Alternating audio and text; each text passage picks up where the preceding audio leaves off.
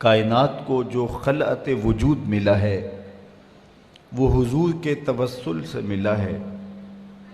اگر وہ جلوہ گر نہ ہوتے، وہ تشریف فرما نہ ہوتے تو کائنات معرض وجود میں نہ آتی۔ محمد نہ ہوتے تو اے بندہ پرور خدا خود ہی ہوتا، خدائی نہ ہوتی۔ بزم کونین کی ساری رنگینیاں اور بزم عالم کی ساری بو قلمونیاں حضور کے ذکر سے ہیں، ان کے تذکرائے نور سے ہیں۔ اور اگر ان کا تذکرہ، ان کا ذکر اور ان کے تذکار کی مہک عالم میں نہ ہو تو سارا عالم پھیکا دکھائی دے۔ بلکہ میں تو یوں کہتا ہوں کہ ہمیں خدا تک جو رسائی نصیب ہوئی، خدا کی معرفت کا نور نصیب ہوا، وہ بھی حضور علیہ السلام کی طفیل سے ہے۔ وگرنہ ایک ایسی ذات کو ماننا اور یقین بھی اتنا پختہ کہ ہمیں اپنے ہونے کا اتنا یقین نہیں ہے جتنا ذات باری کے ہونے کا یقین ہے۔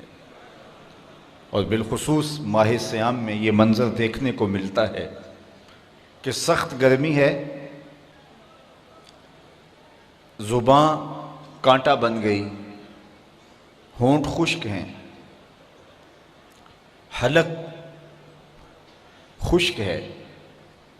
سخت گرمی کے باوجود دروازہ مکفل اور ٹھنڈا پانی بھی دستیاب، اور ہم ایک لقمہ بھی اور ایک قطرہ پانی کا بھی حلق سے نیچے نہیں اتارتے، اس لیے کہ ہمارا رب ہمیں دیکھ رہا ہے۔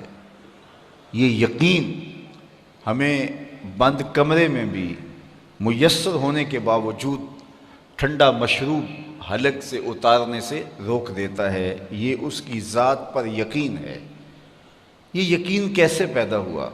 یہ تیقن کیسے ملا؟ ایک ایسی ذات پر جس کو دیکھا نہیں، جس کو چھوا نہیں، جس سے کبھی ہم کلام نہیں ہوئے، جس کو سوچنے بیٹھ جائیں تو مرغ عقل تھک کے گر جائے، جو وہم، خیال، ادراک کی حدود سے ورا ہے۔ اکبر الہ آبادی نے کہا تھا، تو دل میں تو آتا ہے سمجھ میں نہیں آتا، میں جان گیا بس تیری پہچان یہی ہے۔ تو سوچا نہیں جا سکتا، ناپا نہیں جا سکتا، تولا نہیں جا سکتا، دیکھا نہیں جا سکتا۔ لا تدرکہ الابصار، تمہاری آنکھوں میں طاقت کہاں کہ اس کے جلووں کی تاب لا سکو۔ تو جس کو دیکھا نہیں جا سکا، جس کو سوچا نہیں جا سکتا، جس کو سمجھا نہیں جا سکتا، صرف مانا جا سکتا ہے، اور وہ مانا حضور کے کہنے پہ۔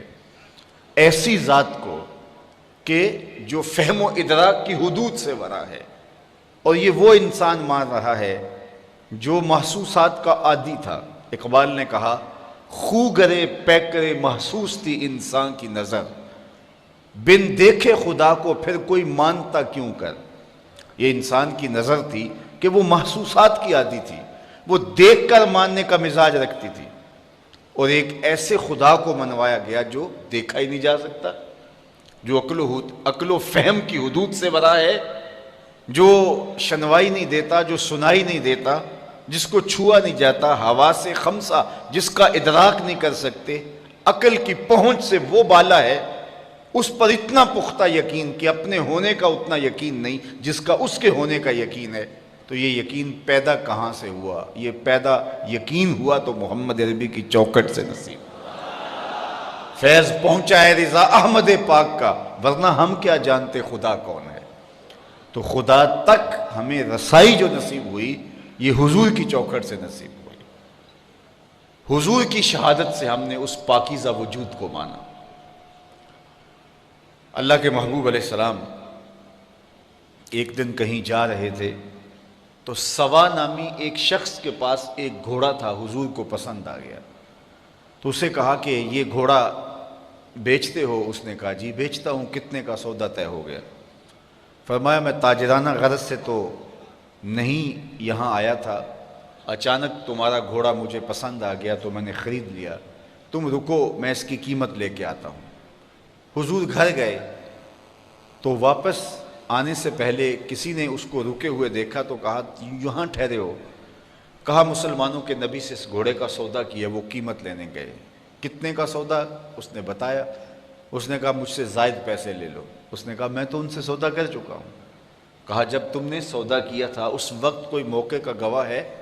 کہا کوئی نہیں تھا۔ تو کہا مکر جانا، زیادہ پیسوں کے لالچ میں آ گیا۔ اتنے میں حضور تشریف لائے، حضور نے قیمت دینا چاہی تو اس نے کہا میں تو آپ سے سودا ہی کوئی نہیں کیا۔